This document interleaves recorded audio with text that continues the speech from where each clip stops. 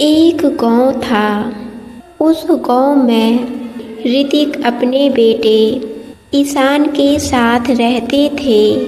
ईशान के जन्म के समय ईशान की मां की मृत्यु हो गई थी।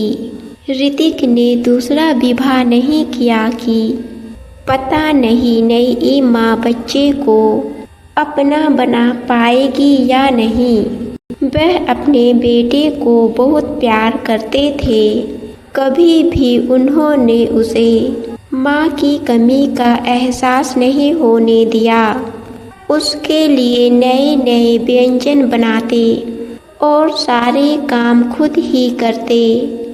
बड़े सुकून की जिंदगी चल रही थी उनकी। इंजीनियरिंग की पढ़ाई के लिए दिल्ली चला गया और पढ़ाई पूरी होने के बाद अच्छी कंपनी में जॉब मिल गई। पैकेज बहुत शानदार था। अब बच्चे बड़े होते हैं तो रिश्ते तो आते ही हैं। ईशान की जॉब लगने की खबर के बाद तो शादी के लिए रिश्ते वालों की लाइन लग गई। उसके पापा चाहते थे कोई घरेलू लड़की को बहू बनाए ताकि वह ठीक से घर संभाल ले। बिना गृहिणी के घर बहुत सूना सूना और बेतरतीब होता है। उन्हें लगता था बहू के आने से घर में रौनक आ जाएगी। सालों बाद वे भी घर गृहस्थी के झंझटों से मुक्त हो जाएंगे। इसलिए वो खुद देख परख कर बहू लाना चाहते थे। आखिर उन्हें एक गांव की ही लड़की पसंद आ गई। ईशान ने पहले ही यह फैसला पिता पर ही छोड़ रखा था, लेकिन लड़की की मां चाहती थी कि उनकी बेटी अधिक दूर ना जाए। ईशान वहीं पास में ही कोई जॉब देख ले। उस समय किसी ने भी इस बात पर गहराई से विचार नहीं किया।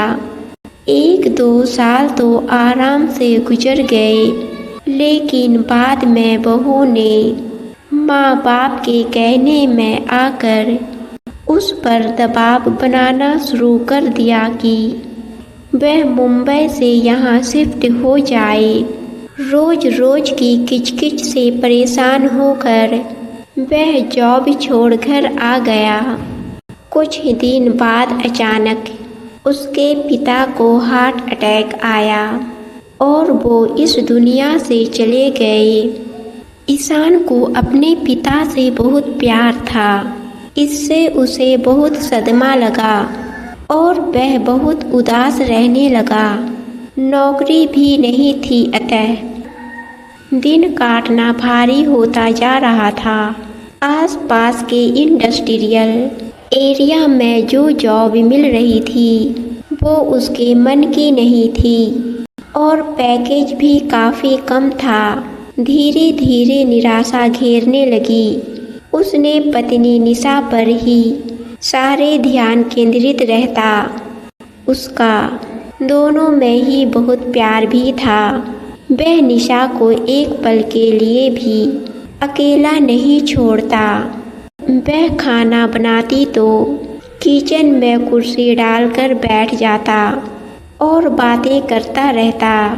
फ़ोन पर बात करती तो स्पीकर ऑन करने को कहता और ध्यान से बातें सुनता। एक डर सा बैठ गया था उसके अंदर की कहीं यह भी मुझे छोड़कर ना चली जाए, लेकिन इतना ज़्यादा चिपकना भी तो नहीं सुहाता। हर किसी को थोड़ा स्पेस चाहिए होता है।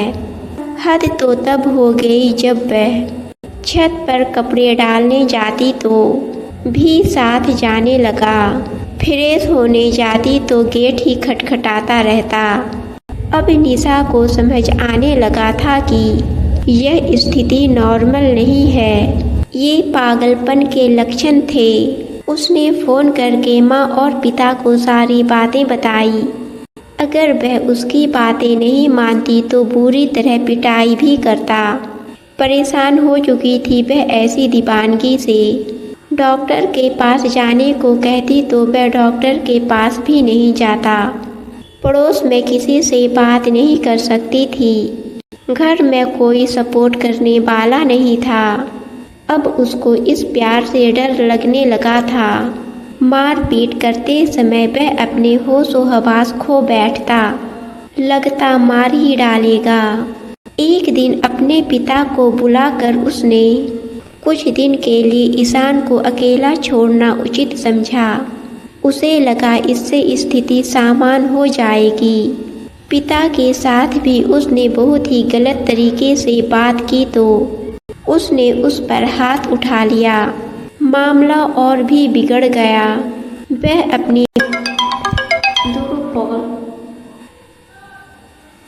अपनी बेटी को वहां छोड़ने को बिल्कुल भी तैयार नहीं था।